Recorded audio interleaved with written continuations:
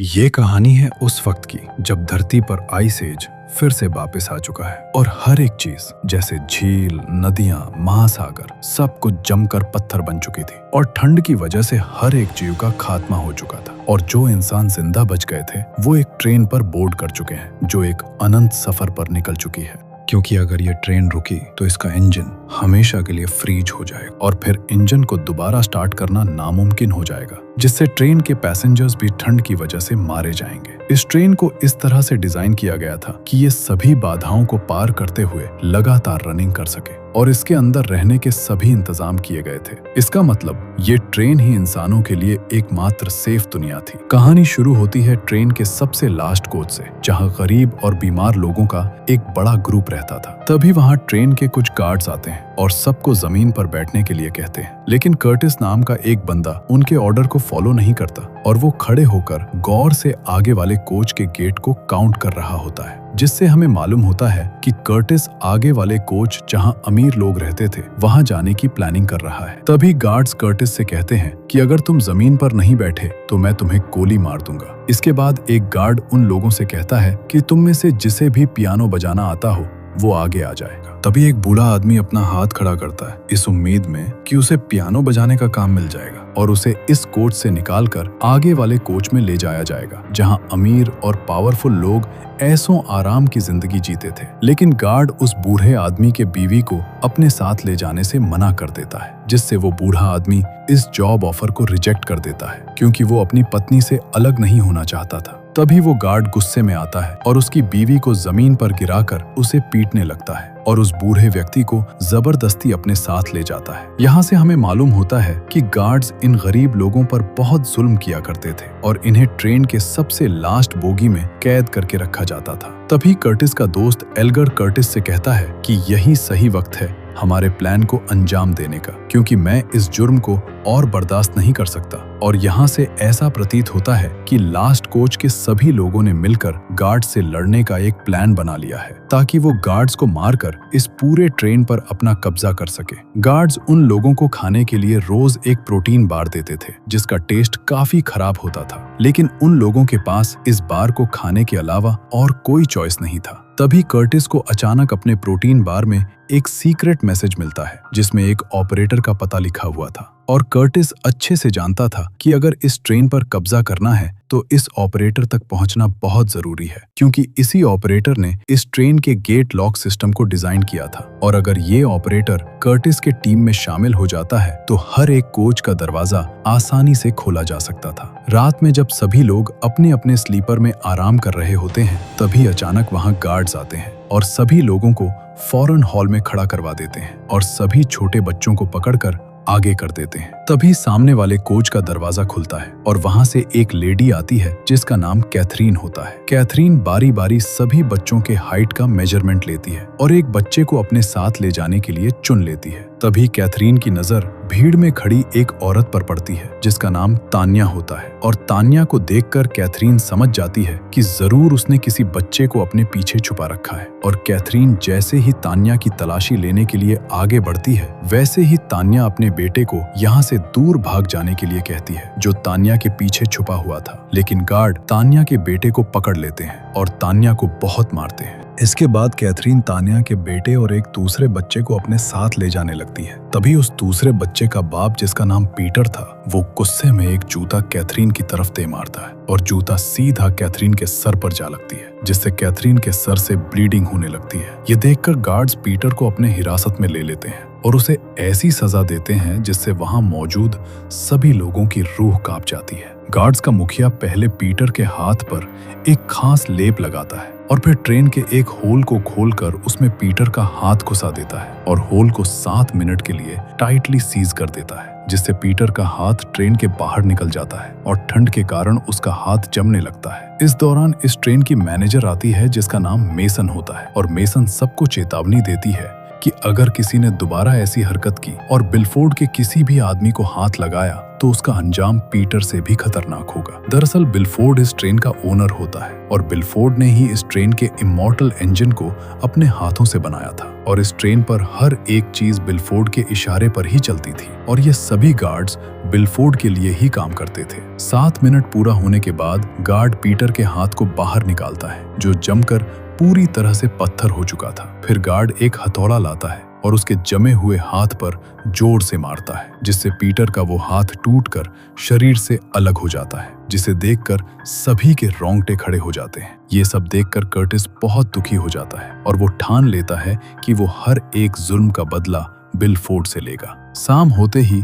Guards अपने routine search के लिए कोच में दोबारा आते हैं। तभी कर्टिस अपने ग्रुप का लीडर, जिसका नाम नेल्सन था, उससे कहता है कि मुझे यकीन है कि इन गार्ड के पास एक भी बुलेट्स नहीं है, क्योंकि बुलेट्स बनाने के लिए बारूद की जरूरत होती है जो इस ट्रेन पर लिमिटेड अमाउंट में मौजूद है और गार्ड्स ने पहले ही ज्यादातर बुलेट्स खत्म कर दिए हैं। तभी नेल्सन कहता है कि तुम इतने यकीन के साथ कैसे कह सकते हो। कर्टिस कहता है, मैं कई सालों से गार्ड्स के गन की मैगजीन को नोटिस करता आ रहा हूँ, वो हमेशा खाली ही रहते हैं और मुझे अच्छे से याद है कि गार्ड्स ने पिछले 4 सालों से एक भी गोली नहीं चलाई। इसीलिए मुझे लगता है कि इनके पास बहुत लिमिटेड अमाउंट में ही बुलेट्स बचे हैं। उस रात कोच का कोई भी शख्स नहीं सोता क्योंकि सभी कल के जंग की तैयारी में लगे होते हैं। कर्टिस और एल्गर सभी के स्लीपर्स से एक एक ड्रम को जमा करते हैं और सभी ड्रम्स को जोड़कर उनमें व्हील्स लगा देते हैं और अपने सभी हथियार को उन ड्रम्स में छुपा देते हैं। अब प्लान बिल्कुल रेडी था, बस इसे अंजाम देने की बारी थी। कल सुबह फाइटर्स की टीम जंग के लिए तैयार हो रही थी।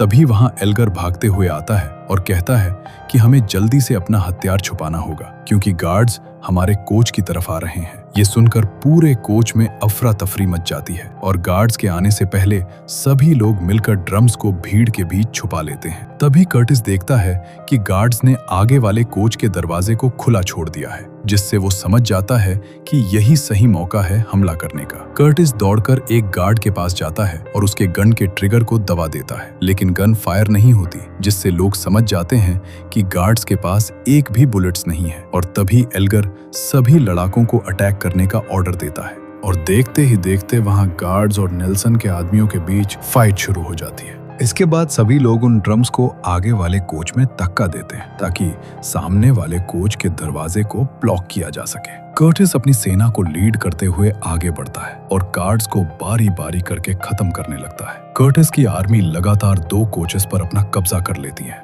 बहुत जल्द वे लोग तीसरे कोच के गार्ड्स को मारकर उस कोच पर भी अपना कब्जा जमा लेते हैं, जहां उन्हें ढेर सारा केबिन मिलता है और ये वही कोच होता है जिसके बारे में उस मैसेज में जिक्र किया गया था। इसका मतलब वो ऑपरेटर इसी कोच में कहीं मौजूद था। तभी कर्टिस को एक केबिन मिलता है जिसमें उस ऑपरेटर का नाम लिखा हुआ था। कर्टिस इस केबिन को खोलता है और ऑपरेटर को नींद से जगाने की कोशिश करता है, जिसे टेम्पररी इस केबिन में सुला दिया गया था। थोड़ी देर में ऑपरेटर जाग जाता है और कर्टिस उससे कहता है कि तुम्हारे पास अब 2 चॉइसेस हैं, या तो हमारी मदद करो या फिर हमेशा के लिए उस तानाशाह बिलफोर्ड की गुलामी करो जिसने कई मासूमों की जिंदगी बर्बाद कर दी है। फाइनली ऑपरेटर उनका साथ देने के लिए तैयार हो जाता है और अपने बगल के एक और चैम्बर को खोलता है जिसमें उसकी 17 साल की बेटी, जिसका नाम चिंगसू होता है, उसे सुलाकर रखा गया था। चिंगसू के पास एक असाधारण ताकत थी। दरअसल ये साउंड इको को समझकर बता सकती थी कि गेट के उस पार कितने गार्ड्स मौजूद हैं। ऑपरेटर ने इस पूरे ट्रेन के लॉक सिस्टम को खुद डिजाइन किया था, इसीलिए वो नेक्स्ट कोच की गेट को बड़े आसानी से खोल देता है। लोग जैसे ही इस कोच में दाखिल होते हैं तभी उस कोच का विंडो ऑटोमेटिक ओपन हो जाता है और वे लोग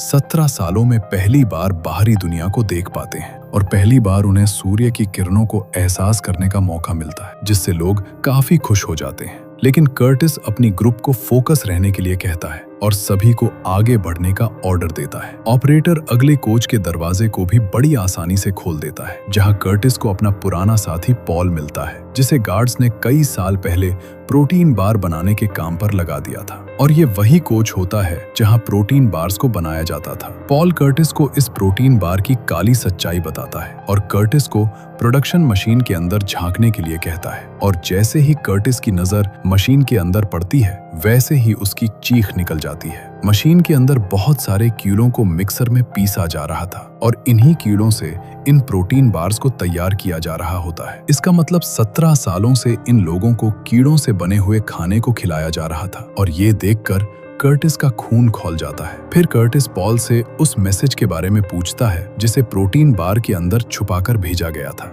लेकिन पॉल उस मैसेज के बारे में कुछ नहीं जानता था, जिससे कर्टिस सोच में पड़ जाता है कि आखिर वो कौन है जिसने ऑपरेटर का नाम लिखकर मुझे वो मैसेज भेजा था। तभी नेल्सन को वहां मौजूद एक प्रोटीन बार में एक और मैसेज मिलता है जिसमें वाटर लिखा हुआ होता है, जिससे नेल्सन समझ जाता है कि नेक्स्ट कोच में वाटर प्लांट मौजूद है जहां से पानी का प्रोडक्शन किया जाता है और इसी प्लांट से पूरे ट्रेन पर पानी सप्लाई की जाती है। नेल्सन कर्टिस से कहता है कि अगर हमने इस वाटर प्लांट को अपने कब्जे में कर लिया तब हम पूरे ट्रेन के वाटर सप्लाई को कंट्रोल कर सकते हैं और बिलफोर्ड को घुटनों पर ला सकते हैं। लेकिन ऑपरेटर के बहुत कोशिशों के बावजूद आगे वाले कोच का दरवाजा नहीं खुलता, जिससे टीम की हिम्मत टूटने लगती है। तभी चिंगसू को एहसास होता है कि इस गेट के पार हजारों की तादाद में गार्ड्स खड़े हैं, जिससे चिंगसू तुरंत अपने पिता को गेट खोलने से रोक देती है। लेकिन तब तक ऑपरेटर गेट को ओपन कर चुका होता है और जैसे ही लोग गेट के उस पार का नजारा देखते हैं, उनके पैरों तले जमीन निकल जाती है। वहां हजारों की संख्या में गार्ड्स हथियार के साथ उनका इंतजार कर रहे थे।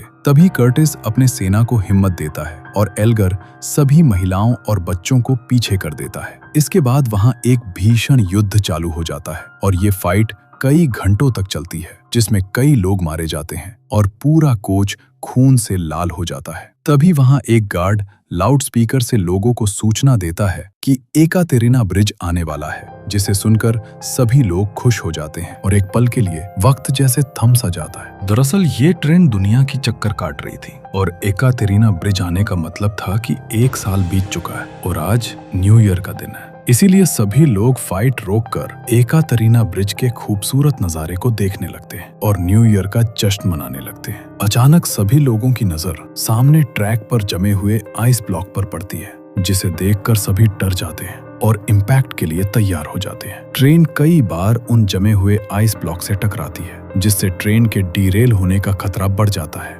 लेकिन ट्रेन की पावरफुल बॉडी इन सभी इम्पैक्ट को आसानी से झेल लेती है और कुछ देर में फाइट फिर से शुरू हो जाता है। थोड़ी देर बाद वहां मेसन आती है और सभी लोगों को फाइट रोकने के लिए कहती है। मेसन कहती है कि जब 18 साल पहले सभी इंसान धीरे धीरे मर रहे थे, तब हमारे मालिक बिलफोर्ड ने तुम्हें इस ट्रेन पर पनाह दिया और तुम्हें फ्रिज होने से बचाया। लेकिन आज तुम लोग ने अपने मालिक से बगावत करके अपनी औकात दिखा दी और बिलफोर्ड ने तय किया है कि इस नमक हरामी का बदला तुम सबको मार कर लिया जाए। इसके बाद सभी गार्ड्स इंफ्रारेड डिवाइस अपने आंखों के ऊपर लगा लेते हैं और सभी लाइट्स को ऑफ कर देते हैं, जिससे नेल्सन की टीम सोच में पड़ जाती है कि आखिर गार्ड्स क्या करने वाले हैं। तभी ऑपरेटर कर्टिस से कहता है कि आगे एक टनल आने वाला है और उस टनल में दाखिल होते ही पूरे ट्रेन में अंधेरा छा जाएगा और गार्ड्स इस अंधेरे का फायदा उठाते हुए तुम सबको आसानी से मार डालेंगे। जैसे ही ट्रेन टनल में एंटर करती है, वैसे ही ऑपरेटर अपनी बेटी को लेकर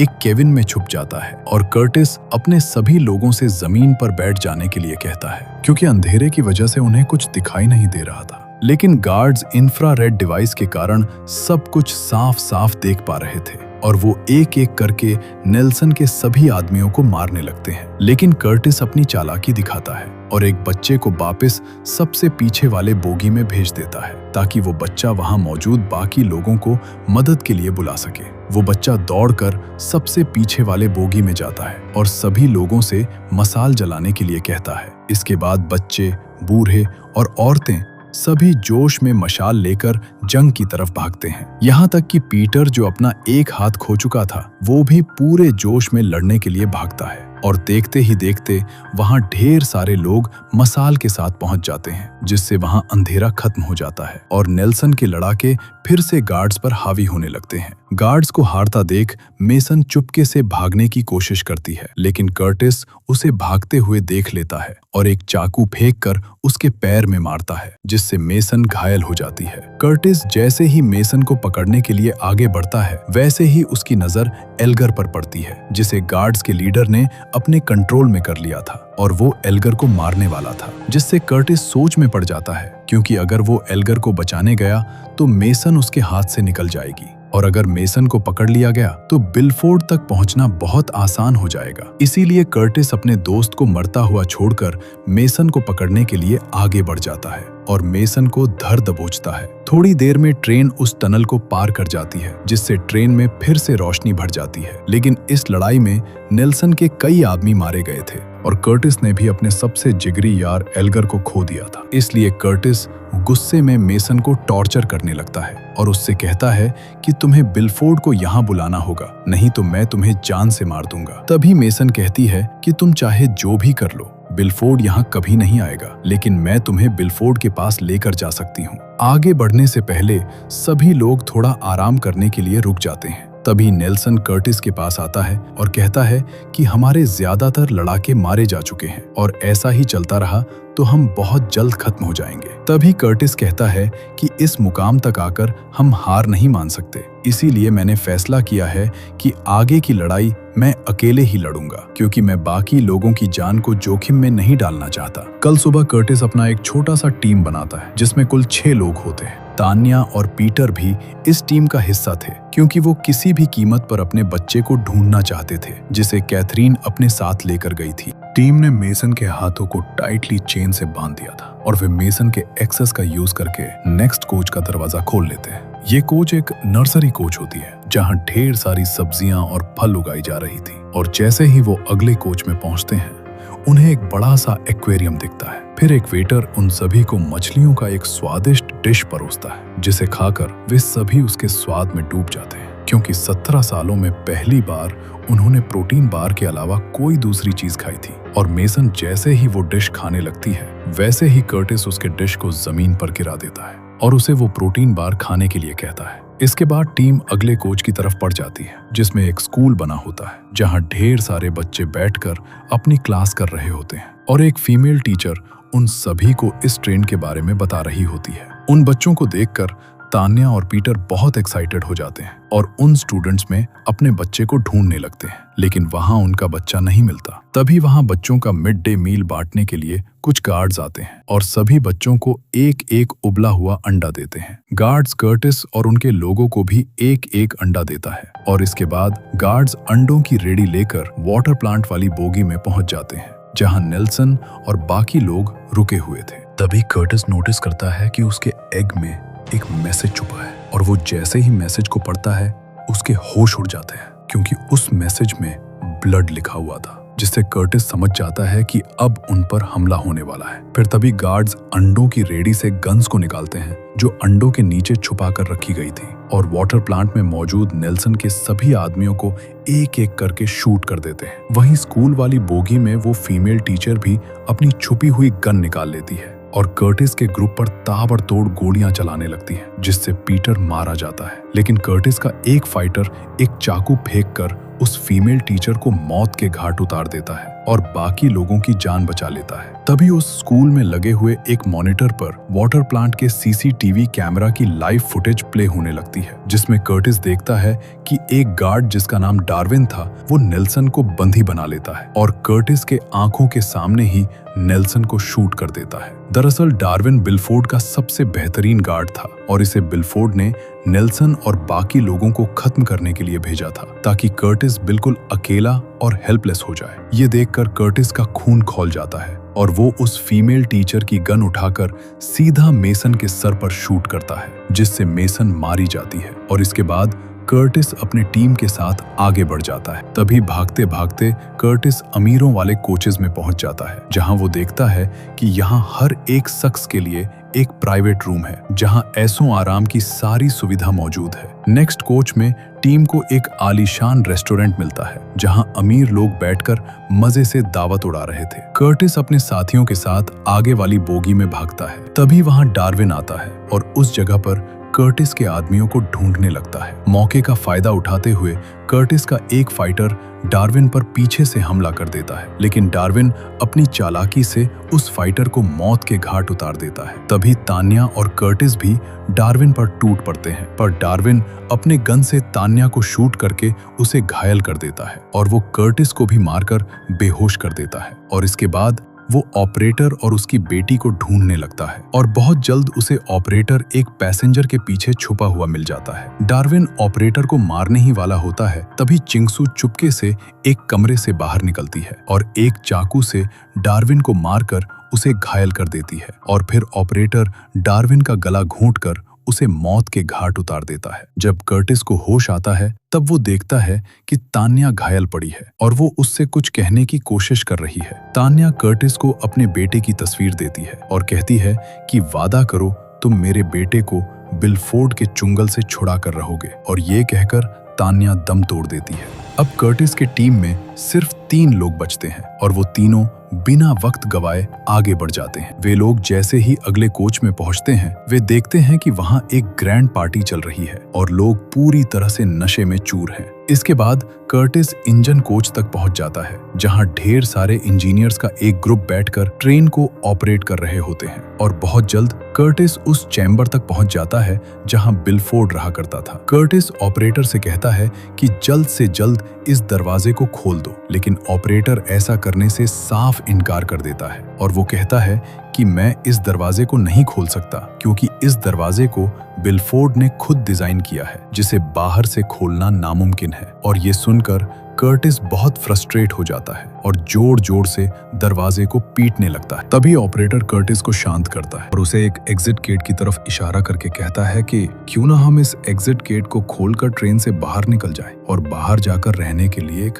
सेफ जगह ढूंढ लें। तभी कर्टिस कहता है कि शायद तुम्हारा दिमाग खराब हो गया है, तुम्हें अच्छे से पता है कि हम बाहर 5 मिनट भी सरवाइव नहीं कर सकते। तभी ऑपरेटर कहता है कि मैंने बाहर के वातावरण में कुछ अजीब नोटिस किया है, क्योंकि जब ट्रेन एकेटेरिना ब्रिज से गुजर रही थी तब मैंने नीचे एक प्लेन देखी थी जिसका पूरा बॉडी नजर आ रहा था। और मुझे अच्छे से याद है कि 4 साल पहले जब ये ट्रेन एकेटेरिना ब्रिज से गुजर रही थी तब उस प्लेन का बस छोटा सा हिस्सा ही सिर्फ दिखाई देता था, लेकिन इस बार मैं उस प्लेन को क्लियर देख पा रहा था। इसका मतलब टेम्परेचर धीरे धीरे वापस नॉर्मल होता जा रहा है, जिससे बर्फ पिघल रही है। और ये बात मैं कई सालों से नोटिस करता आ रहा हूँ, इसीलिए मुझे लगता है कि हम बाहर सरवाइव कर सकते हैं। तभी अचानक बिलफोर्ड के चैम्बर का दरवाजा खुलता है और अंदर से कैथरीन निकलती है और वो सबसे पहले ऑपरेटर को शूट करती है और कर्टिस को अपने गन पॉइंट पर लेकर उसे बिलफोर्ड के पास ले जाती है। बिलफोर्ड कर्टिस से कहता है कि तुम्हें यहाँ लाने के लिए मैंने बहुत मेहनत किया है और ये सब जो भी हो रहा है ये सब मेरी प्लानिंग का एक हिस्सा है, और ये सब प्लान करने में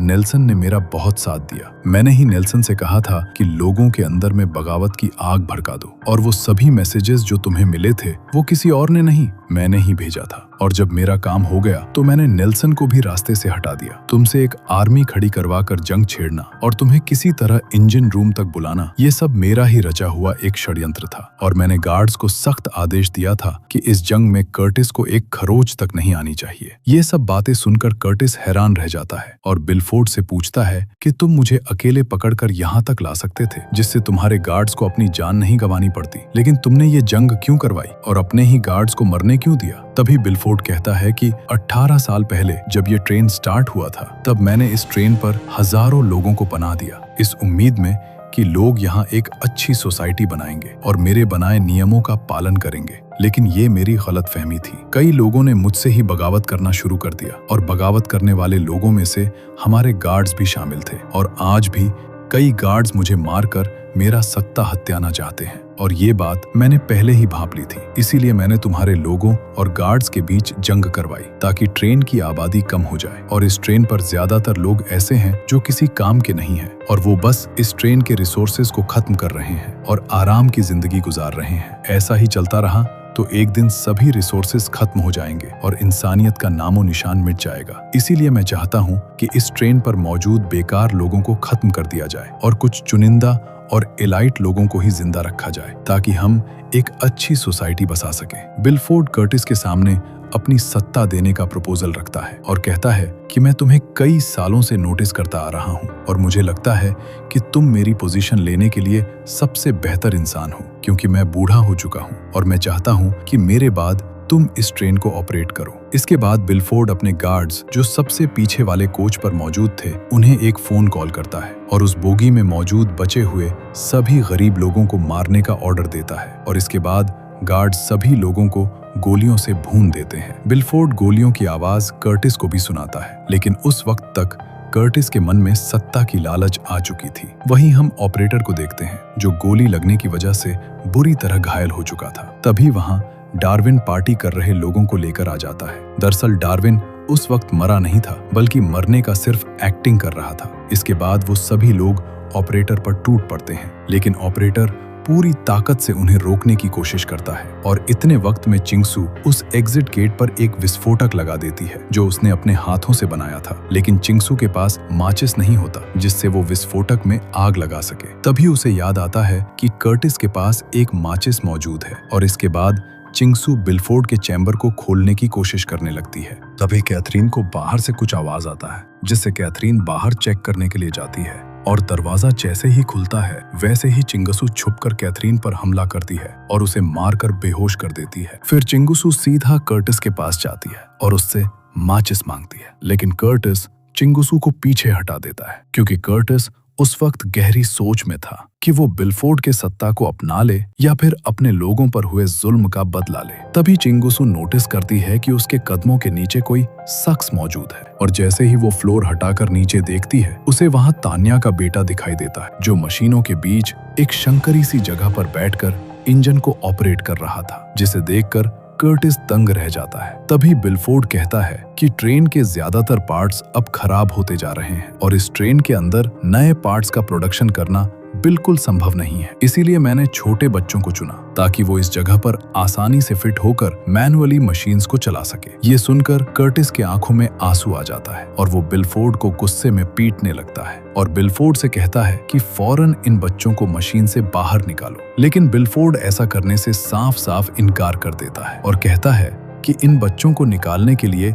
इंजन को थोड़ी देर के लिए ऑफ करना होगा और ये इंजन मेरे एक्सेस के बिना कभी ऑफ नहीं हो सकती और मैं इस इंजन को किसी भी कीमत पर ऑफ नहीं करूंगा। इसके बाद कर्टिस चिंगसू को अपना माचिस देता है और चलते हुए इंजन के बीच अपना हाथ फंसाकर तान्या के बेटे को निकालने की कोशिश करता है। हाथ फंसने के कारण ट्रेन की इंजन बंद होने लगती है और ट्रेन स्लो होने लगता है। वहीं चिंगसू तुरंत जाकर उस एग्जिट गेट पर लगे विस्फोटक में आग लगा देती है। कर्टिस किसी तरह तान्या के बेटे को उस इंजन के बीच से निकाल लेता है, लेकिन इंजन की पावर की वजह से उसका पूरा हाथ कट जाता है। तभी वो विस्फोटक ब्लास्ट कर जाता है और इस इम्पैक्ट की वजह से ट्रेन आउट ऑफ कंट्रोल होकर पटरी से नीचे उतर जाती है और कई किलोमीटर घिसटती हुई जाकर क्रैश कर जाती है। इस क्रैश की वजह से ट्रेन में मौजूद सभी पैसेंजर्स मारे जाते हैं और वहां सिर्फ 2 लोग, चिंगसू और तान्या का बेटा ही बचता है। वो जैसे ही ट्रेन से बाहर कदम रखते हैं वैसे ही वो नोटिस करते हैं कि मौसम बिल्कुल साफ है और ठंड भी